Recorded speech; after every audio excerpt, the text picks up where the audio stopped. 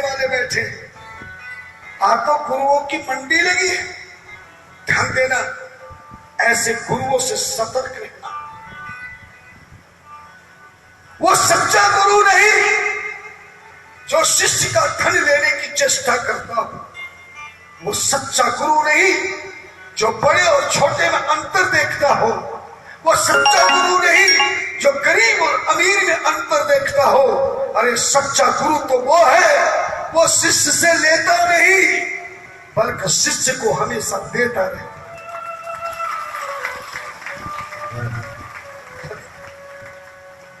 सतगुरु बनाने से पहले ध्यान देना, जिंदगी में 2-3 बातें याद रखना। केवल किसी के कहने पर, किसी के दबाव में, किसी लालच में, किसी लोभ में, अज्ञानतावश अगर किसी से गुरु दीक्षा ले ली तो ना तो गुरु तुम्हें उतारेगा और ना ही तुम तर पाओगे। गुरु तो जाएगा ही जाएगा, तुम्हें लेके और डूब जाएगा। सच बताओ, जो नदी में तैरना ना जाने और उसका हाथ तुम पकड़ लो तो वो खुद तो डूबेगा, तुम्हें और डुबा देगा।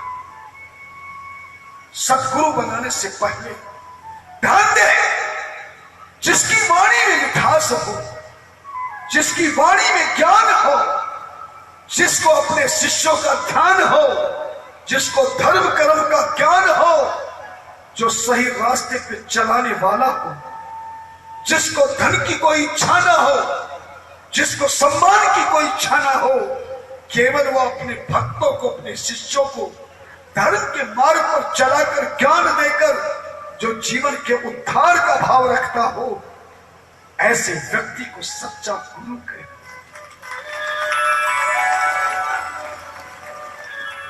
बिना गुरु मंत्र लिए ये शरीर पवित्र है।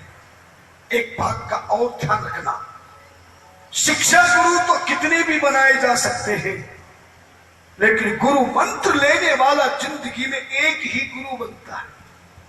अगर उस सदगुरु का शरीर भी समाप्त हो गया हो तो भी कभी गुरु नहीं बदलना चाहिए। गुरु का शरीर भले चला गया मगर आपके हृदय में उसका ध्यान होना चाहिए।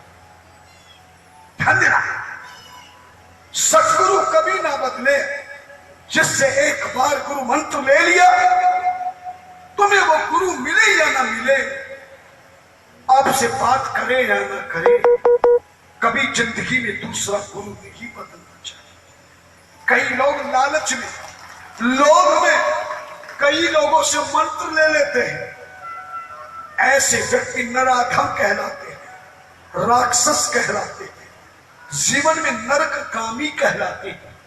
सच्चा गुरु बनाओ, केवल एक गुरु, और जीवन भर अपने गुरु के चरणों में समर्पित हो जाओ। आज मुझे बहुत प्रसन्नता है, ये जो कार्यक्रम आप सुन रहे हैं, ये जो कथा तुम सुन रहे हो, ये जो आयोजन इस समय श्री महापुराण का चल रहा है, ये आयोजन किसी और ने नहीं कराया। ये आयोजन वास्तविकता में शिष्यों ने कराया है। अपने गुरु की कथा का आयोजन शिष्यों के माध्यम से हो, ऐसा गुरु और ऐसा शिष्य भी बहुत मुश्किल से प्राप्त हो सकता है। जिन शिष्यों ने भैरू राम मास्टर जी, रमेश जी फूल वाले, भीका राम जी सैनी, शेर चतुरू राम जी, सुभाष जी सैनी, बाबूलाल सैनी, श्याम सिंह गुटका, जय सिंह सैनी, भीम सिंह सैनी, सुरेंद्र कुमार सैनी, सुरेश चंद्र सैनी, कैलाश सैनी, चिरंजी लाल सैनी, रोशन लाल गंजनी, बाबूलाल जी ठेकेदार और गौरव बबेरवा, इन 10-15 आदमियों ने, शिष्यों ने एक संगठन बनाकर संकल्प किया कि हम अपने इस नगर कोटपुतली में हम महाराज श्री का आयोजन करें। ऐसा शिष्य जो अपने जीवन में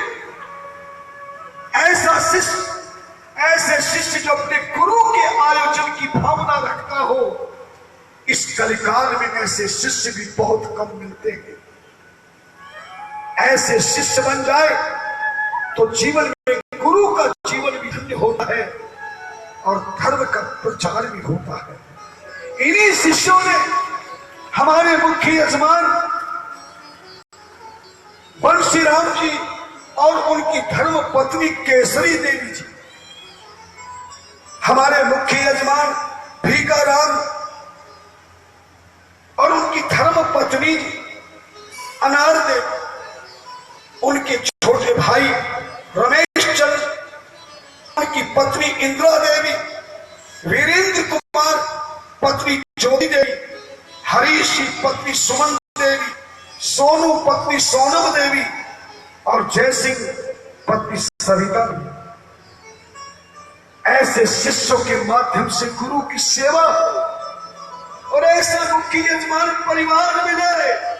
सच बताओ, उस कथा में मेरे प्रभु की कृपा होगी कि नहीं? बोला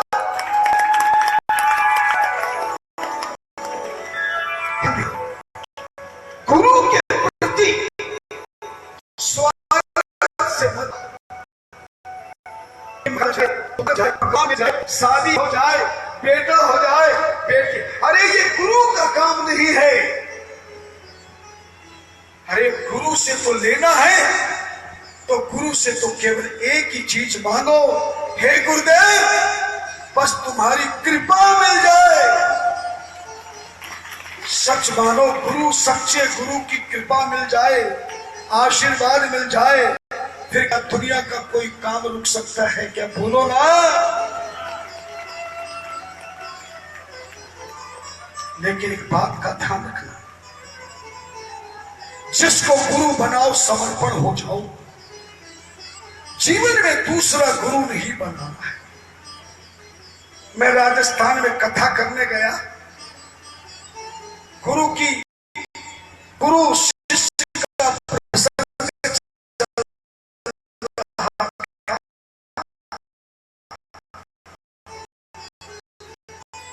मैया खड़ी होकर मंच पर आ गई, मुझे बोली बाबा राम राम। मैंने कहा राम राम। क्या जरा आरती मत करियो, पहली मेरी बात सुन लो। मैंने कहा सुना। मैया बड़ी सुंदरता से बोली कि बाबा जी देवी गुरु मंत्र देव का। मैंने कहा मैया गुरु मंत्र तो मैं देता हूं, पर तू ये बता अभी तक तूने किसी को गुरु नहीं बनाया? मैया बोली महाराज बावड़े हो गए क्या? मैं तो शादी से पहले गुरु मंत्र ले लिया था। एक गुरुजी बनाए थे शादी से पहले, मगर मेरा भाग देखो महाराज जी, जब मेरी शादी हुई और मैं जब अपने माँ बाप के गई तो पता चला कि वो गुरुजी मर गए। मैंने कहा फिर मैया क्या हुआ? बोले सुनो महाराज, फिर मैंने शादी के बाद अपने घरवाले के साथ एक दूसरा गुरुजी बनाया हरिद्वार में जाकर। महाराज बहुत बढ़िया गुरुजी थे, मगर अभी 6 महीने पहले वो भी मर गए। और मैंने कहा भैया मेरा नंबर लेने आइए क्या?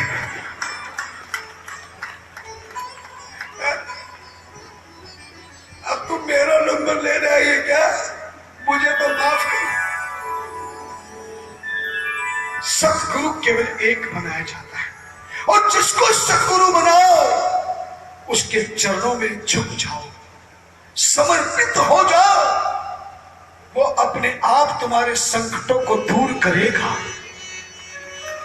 तुम्हारे सोए भाग्य को जगाएगा, तुम्हारे बिगड़े काम को बनाएगा, और एक दिन तुम्हें वो परमात्मा से खुद मिलाएगा।